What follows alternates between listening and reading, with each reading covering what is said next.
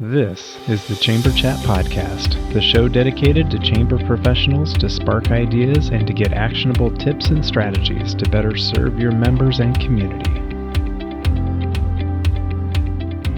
Hello, Chamber Champions. Welcome to the Chamber Chat Podcast. I'm your host, Brandon Burton, and it's my goal on the podcast to introduce you to people and ideas to better help you serve your chamber members and your community. Our title sponsor is Community Matters, Inc. With nearly 20 years in the chamber industry and over 100 media awards presented to their chamber partners, Community Matters provides the R&R that every chamber needs, revenue and recognition. When it comes to publishing a chamber map, directory, or community guide, Community Matters has a trusted experience to help your chamber accomplish your goals. With different advertising sales models and publication styles, Community Matters will help you create a non-dues revenue machine. Let's hear from Becky Womble, President and CEO of the Bastrop Chamber, to hear about her experience using Community Matters. I've been using Community Matters for probably 6 or 7 years now. And in a previous life, I sold commercial printing. So I can highly recommend Community Matters because it's a complete turnkey job for any busy chamber exec. Basically, you give them a membership list, and from there, they contact your members, and it's no high pressure sales or anything. And it really is a complete turnkey job from start to finish. And it's a wonderful, beautiful printed product whenever you're finished. And I'm very sold on Community Matters. And with a printing background, big endorsement for me. To learn how Community Matters can support your chamber with your next publication, please visit communitymattersinc.com/podcast to request your free media kit and request a proposal to find out what kind of non-dues revenue you can generate. Our guest for this episode is Bob Rohrlack. Bob serves as the president and CEO of the Tampa Bay Chamber of Commerce.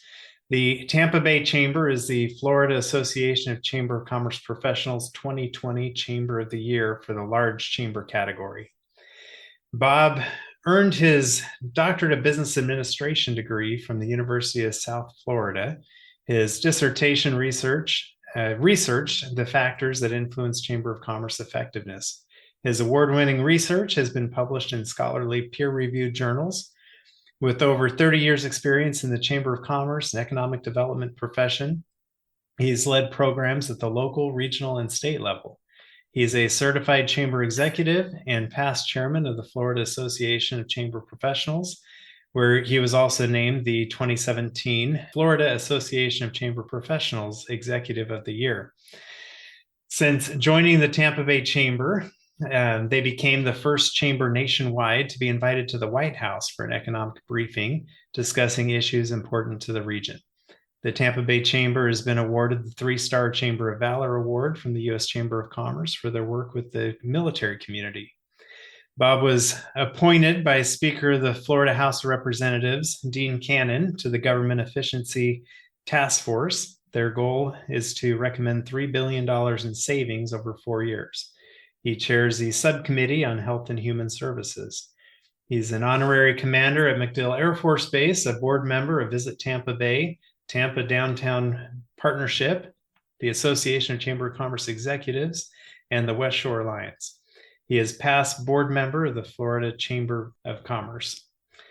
Dr. Rohrlack graduated from the Economic Development Institute in the University of Oklahoma and the U.S. Chamber's IOM program at the University of Georgia, where he also teaches several classes in their program. He's also an adjunct professor at the University of South Florida. But Bob, I'm excited to have you with us today here on Chamber Chat Podcast. I'd love to give you an opportunity to say hello to the Chamber Champions who are out there listening and share something interesting about yourself so we can all get to know you a little bit better. Sure. Thank you, Brandon. I appreciate you hosting me, and it's good to be here to talk about the industry that I've been in my entire career. It's a lot of fun and a lot of great things going on. The Tampa Bay Chamber has right about 1,400 members. We're staffed at 22, and we're focused on our 10-year vision plan, Vision 2026, that is our guidepost for everything we do at the organization and keeps our board focused, keeps the team focused on priorities with programs. One of the cool things I got to do with the Chamber for our military appreciation event last year, we had it at the Florida Aquarium here in Tampa. And part of the event to get the civilians mixing with the military folks well was a scavenger hunt.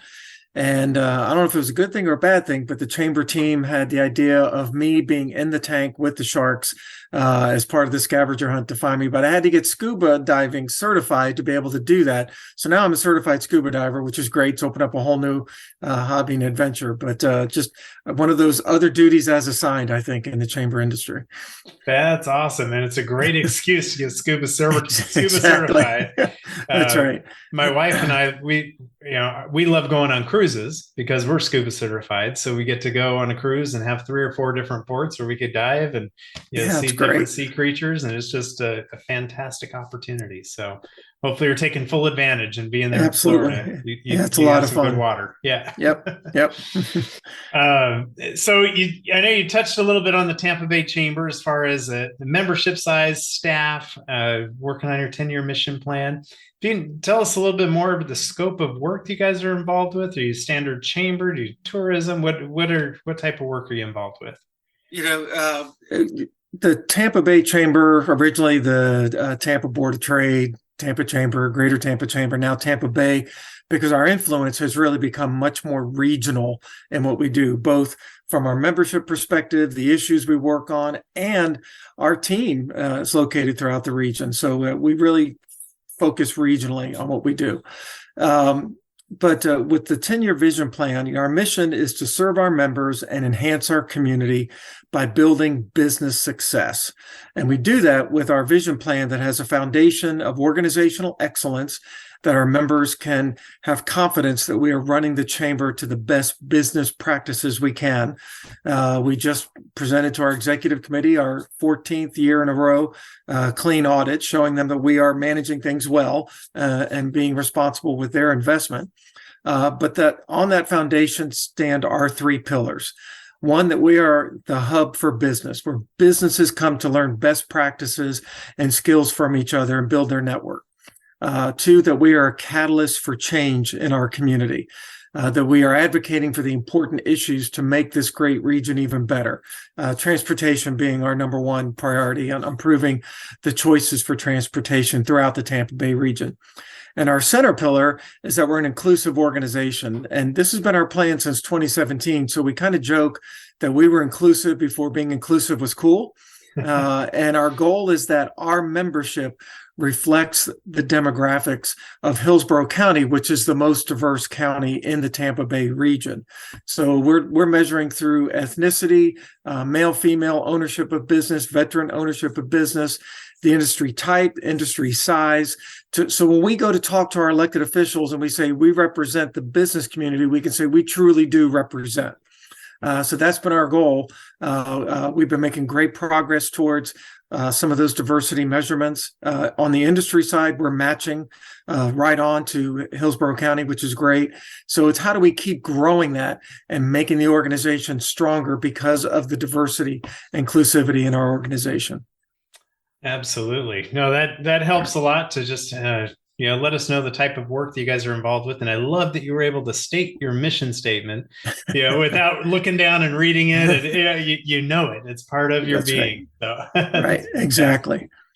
So as we transition over to our topic for discussion today, just for those listening, I've had several people say you need to have Bob on the podcast. He did his whole doctorate program about chambers of commerce, wrote his dissertation about the effectiveness of chambers of commerce, and he just would really have a neat perspective that we can all learn from. So taking everyone's advice, here we are today. We've got Bob on the show, and we will dive in much deeper into the chamber industry research that he did as he went about, writing his dissertation and going about his doctorate program as soon as we get back from this quick break.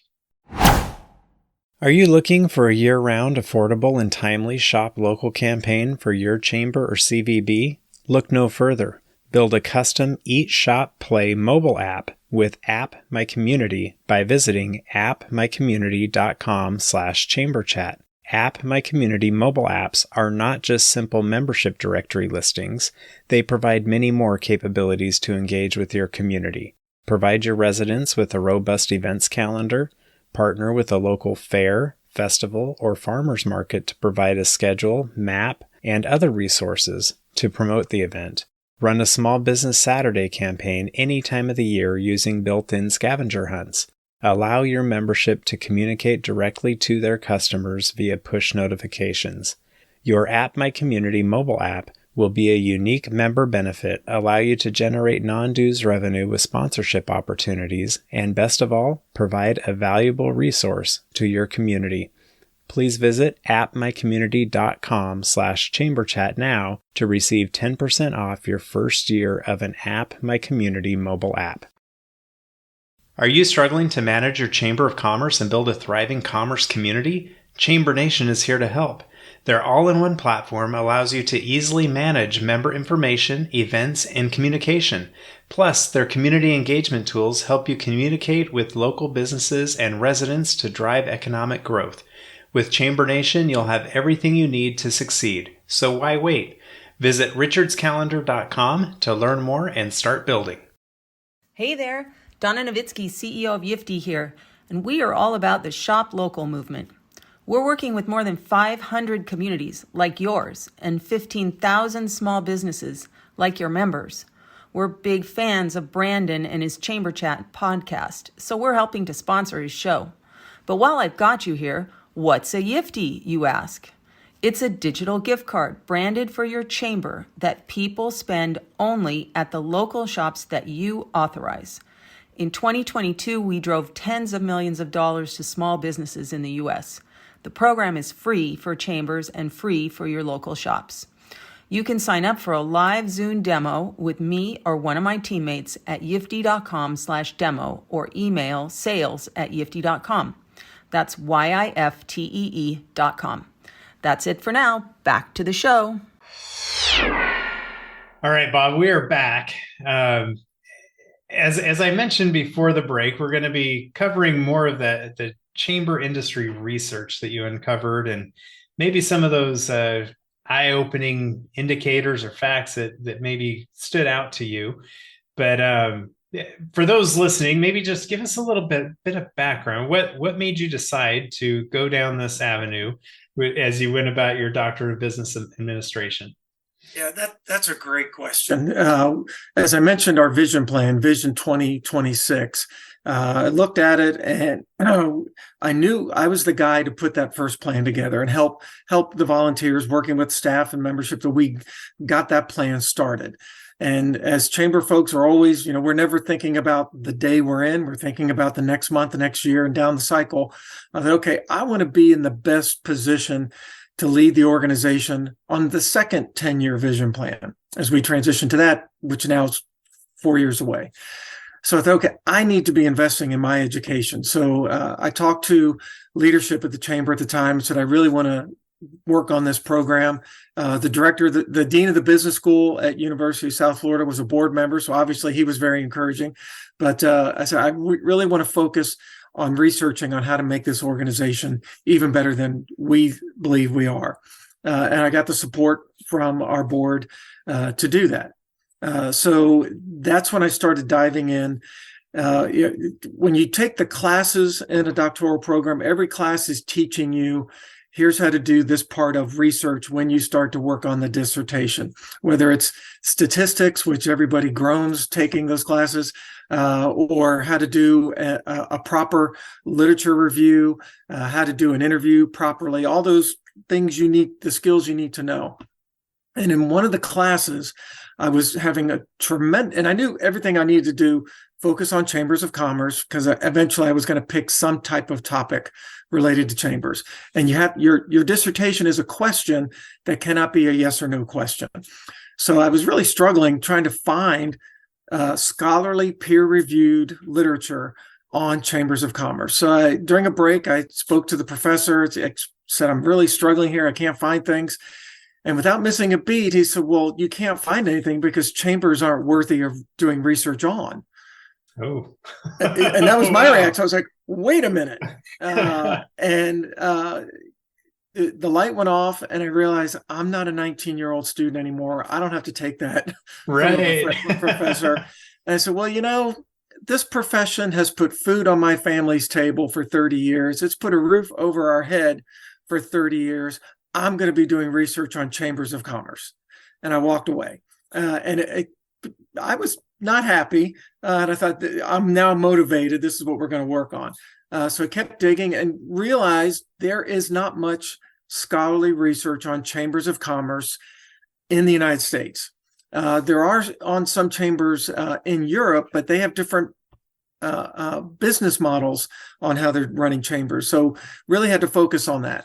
So I took the universe of chambers of associations, took it to the galaxy of chambers of commerce, then to the planet chambers of commerce in the United States.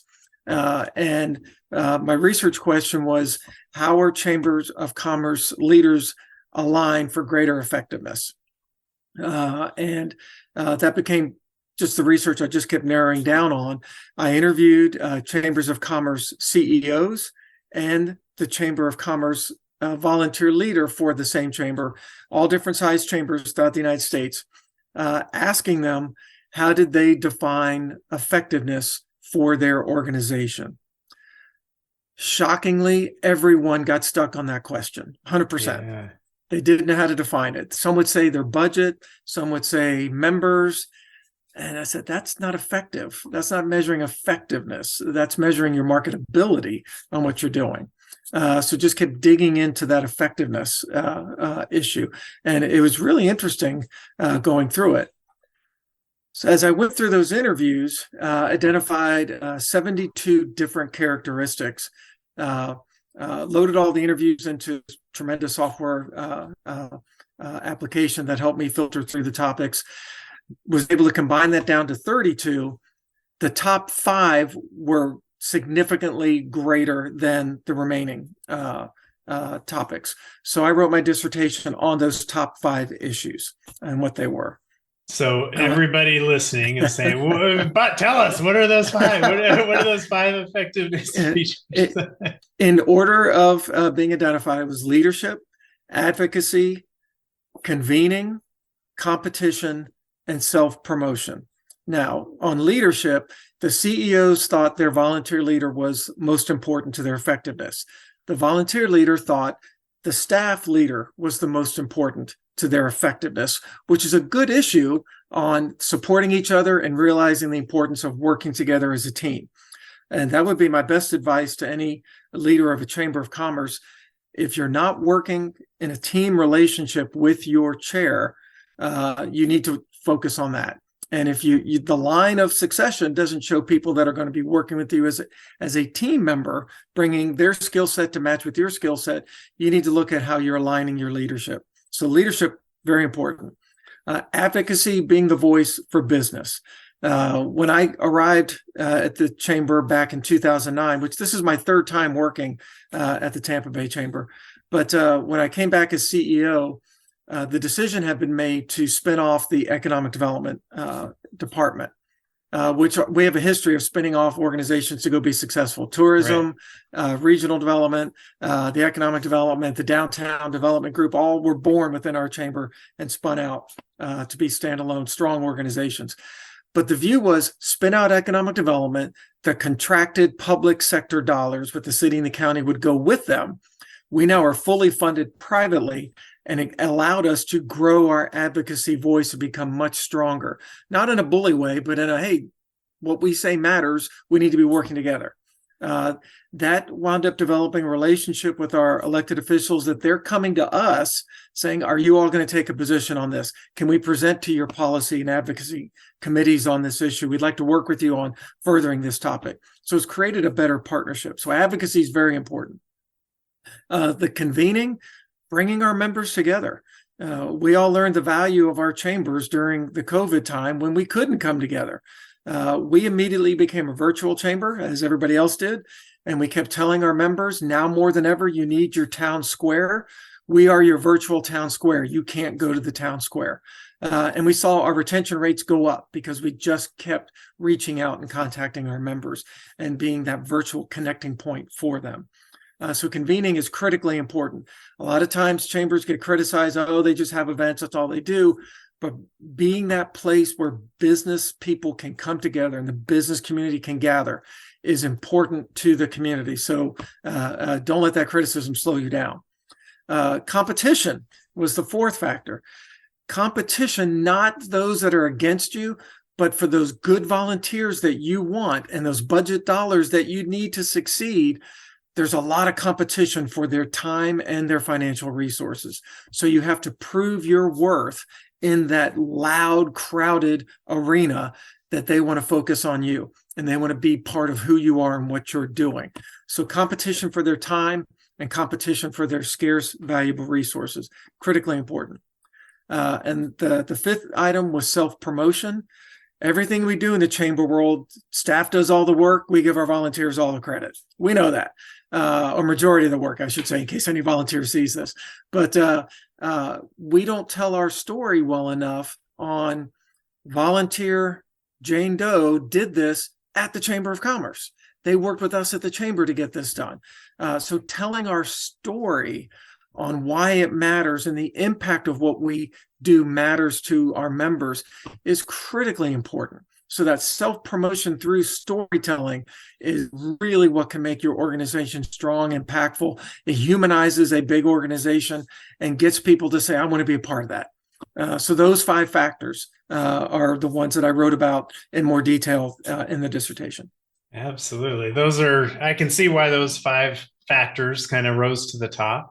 And I can see as you gave attention to competition in the community for resources and volunteers and time, that the competition factor is going to point to those other factors as well, right? To be able to show your value and why they should be, giving money and time and effort towards your organization. Right. So I'm also a big fan of the self-promotion, the storytelling. I try to get chambers, across the country to do podcasts, especially coming through the pandemic when you couldn't convene together in traditional ways.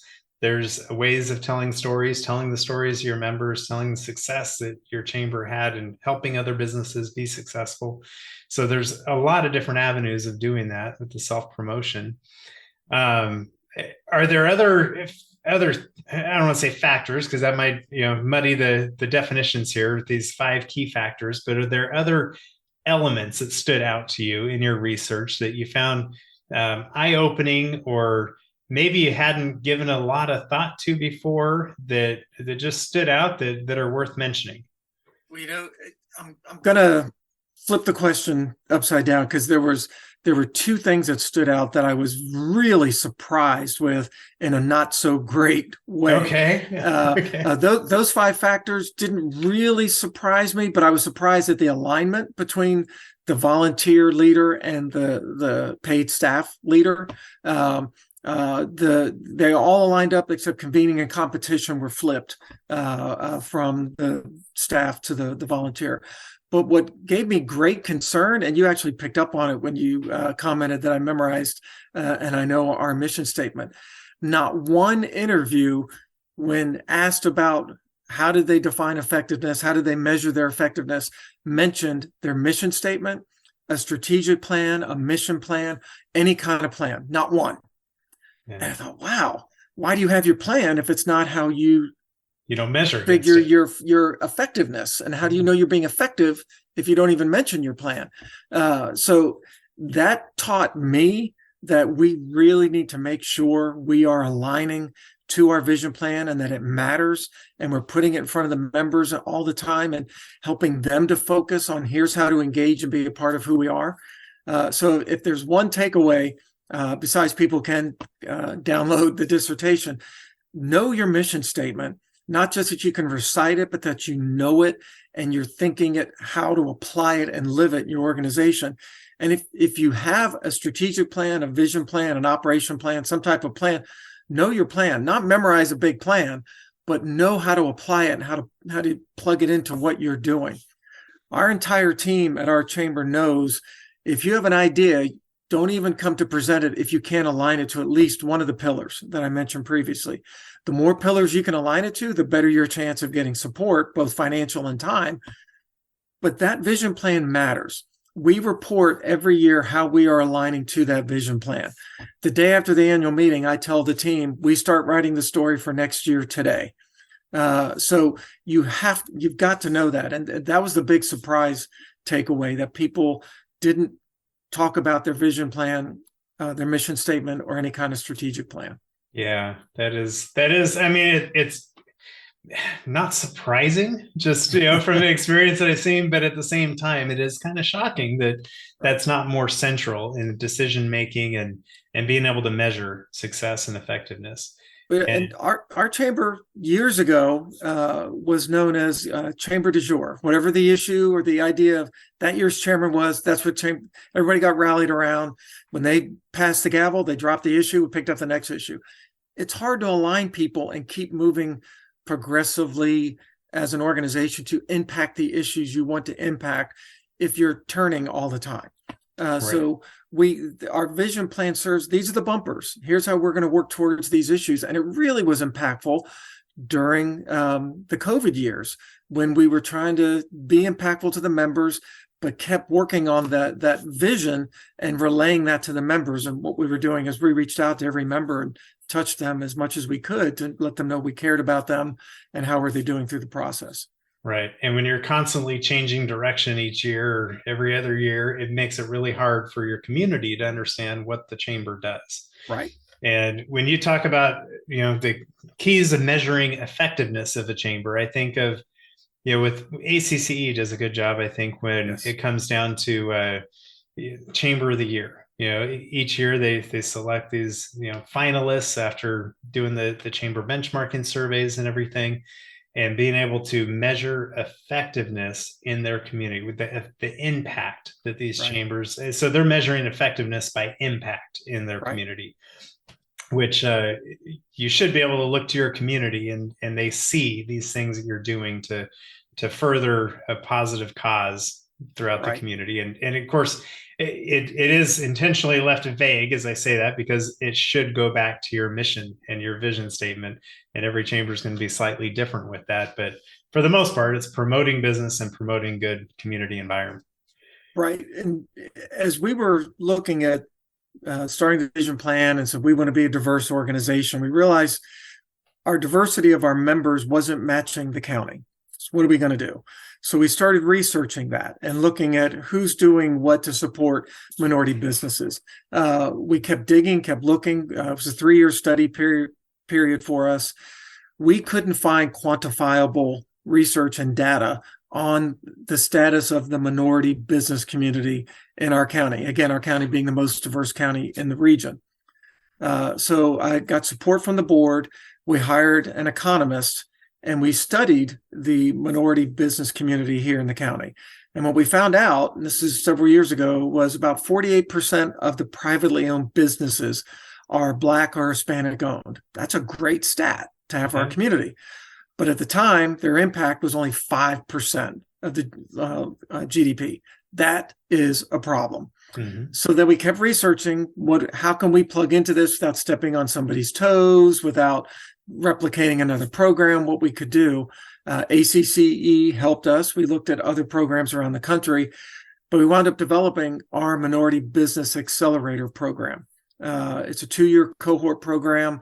Companies have to apply to be in. They have a small amount of skin in the game, and it's a deep dive helping them work to make their business stronger so they can grow. And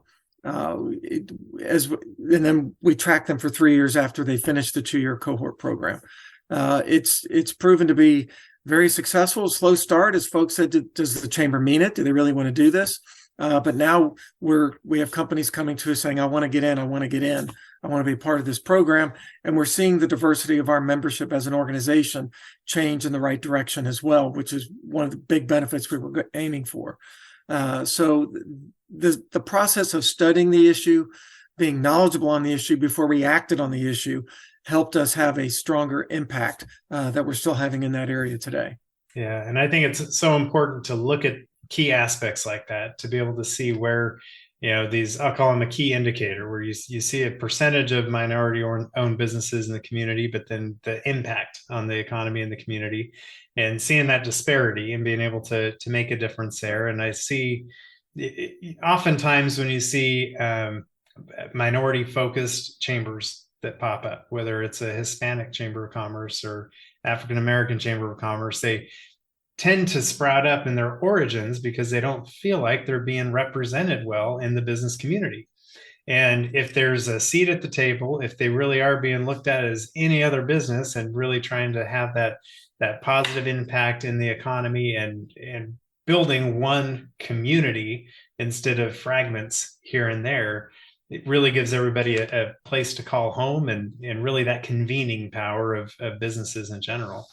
Right. And we talk to the diversity chambers from the point of, we get it. It makes sense for you all to want to get together with your common bond, but don't forget to make sure we're all working together as well, so we don't create islands, because islands will just feed what we're identifying as the problem, not getting us to the solution.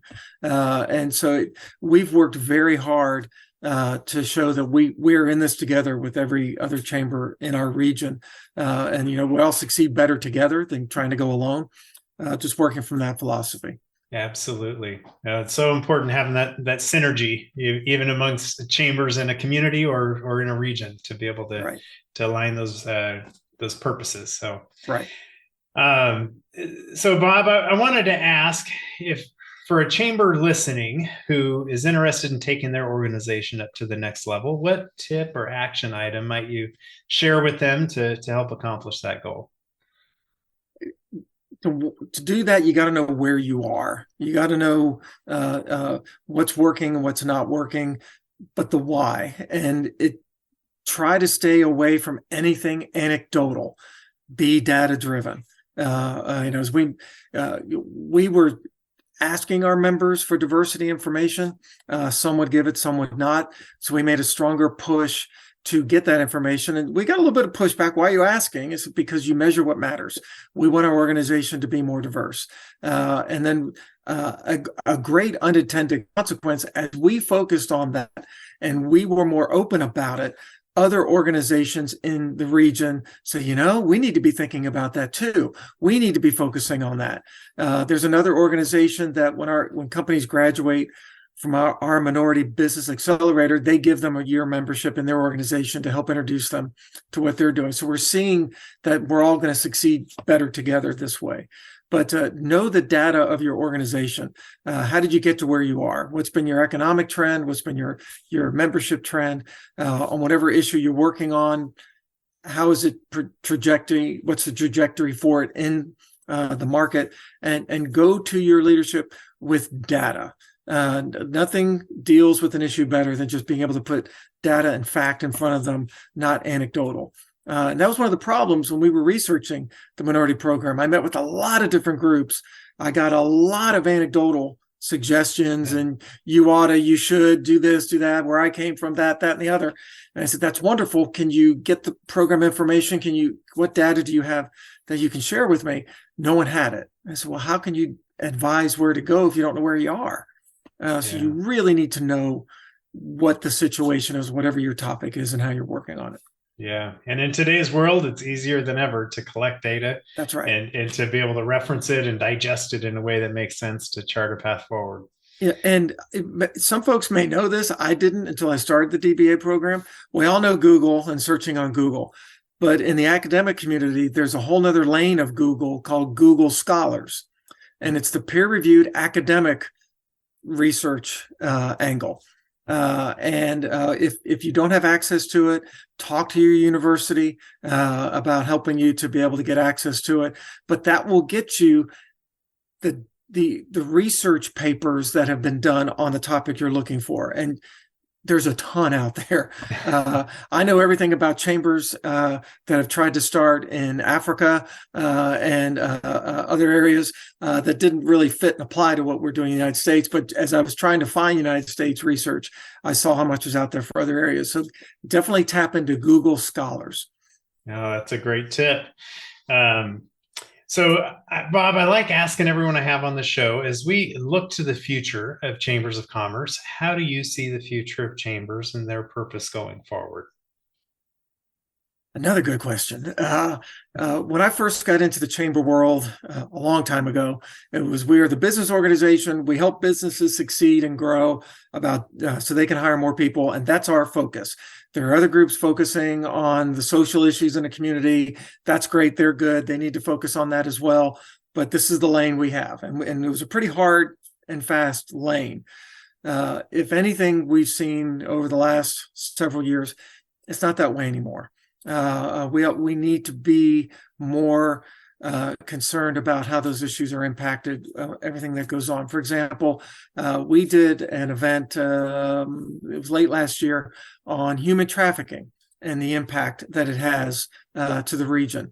For the reasons of human trafficking in the sex exploitation industry, but there's also normal jobs that you would see, regular jobs, where people are being trafficked to work in jobs that for well below minimum wage that you may not even know. So how do we help elevate from that? And the human trafficking connection to incarceration, to the foster care system, to unemployment, it connects throughout the whole economy. So we wanted our members to be more aware of it. And we had people who work in the industries, in organizations to combat that industry, counsel, help people as they're exiting, and just trying to work on that. So that's just an example of chambers, I think, really in the future have got to figure a way, and it's unique to each community. What are some of the social service issues they could partner with and get their members to help and be involved in? The economy is not as rigid as it was. It's impacting everything. And we've got to have a more caring approach beyond just business success. I like that. It's going to show more of what that impact is, that effectiveness of the chamber as you get involved with those social service issues, as you called them. Well, Bob, this has been a fun conversation. It's been fun to learn more of the research that you found and the work you had to do to to get down to this research, since it wasn't just available to research on your own. I wanted to give you an opportunity to share any contact information for listeners who might want to reach out and connect with you, learn more about the research, your dissertation. What would be the best way to reach out and connect? Yeah, the best way, you go to our website, tampabaychamber.com, and see the different things we're doing. Our vision plan is there, and the measurables, how we're tracking for the vision plan. And I can be reached through email, first initial, last name. So BROHRLACK at tampabaychamber.com. But if you go to tampabaychamber.com, you can find me there. And then, if Googling the dissertation, that will come up, and then the other articles that I've had published, because I've made that a goal to get more research on chambers of commerce in the United States in scholarly publications. So I've had a couple things published already. So just they can all be found, but I'm happy to help anybody any way I can.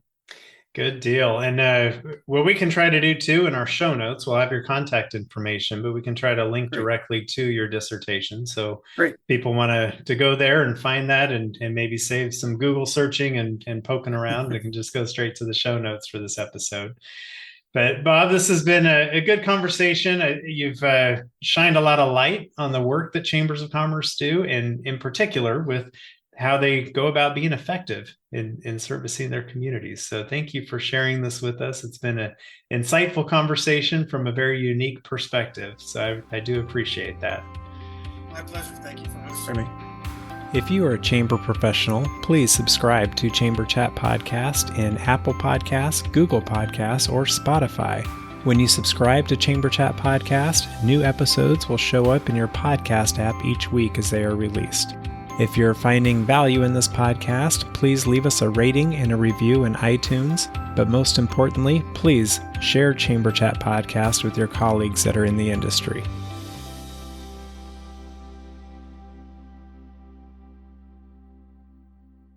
Have you ever thought about creating a podcast for your chamber? We always hear about how chambers need to be storytellers. What better way is there to tell the stories of your members and the work of your chamber than through a podcast? Your audience is waiting to hear from you as a convener of leaders and influencers. champion for business, and catalyst for change within your community. I just launched a Chamber podcast course with the goal to get your very own podcast started within 30 days. Visit chamberchatpodcast.com/pivot to learn more and to enroll in the Chamber podcast course today.